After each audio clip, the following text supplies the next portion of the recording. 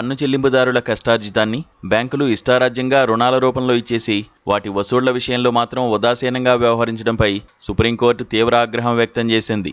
బ్యాంకులు, ఆస్తుల పునర్నిర్మాణ కంపెనీలు, రుణగ్రహీతల మధ్య లోతైన లాలూచీ వ్యవహారాలు నడుస్తున్నాయని ప్రధాన న్యాయమూర్తి జస్టిస్ సూర్యకాంత్, జస్టిస్ వి మోహన్లతో కూడిన ధర్మాసనం తీవ్రస్థాయిలో ఆక్షేపించింది.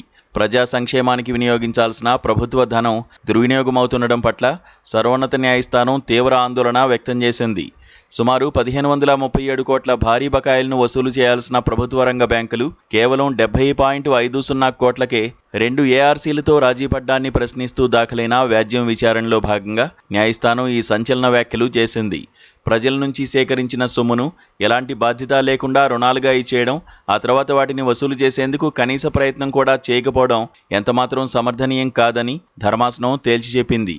అసలు ఇదెలాంటి వ్యాపార విధానమని మండిపడ్డ కోర్టు ఇలాంటి చర్యలను ఎట్టి పరిస్థితుల్లోనూ ఆమోదించబోమని స్పష్టం చేసింది.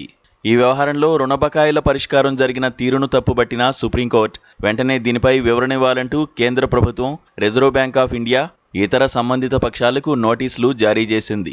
ఏఆర్సీల పనితీరు, వాటి ఉద్దేశాలను లోతుగా పరిశీలించాల్సిన ఆవశ్యకత ఎంతైనా ఉందని ధర్మాసనం ఈ సందర్భంగా గట్టిగా అభిప్రాయపడింది. ఈ కేసుకు సంబంధించి తదుపరి విచారణను 4 వారాలకు వాయిదా వేస్తూ ఉన్నత న్యాయస్థానం నిర్ణయం తీసుకుంది.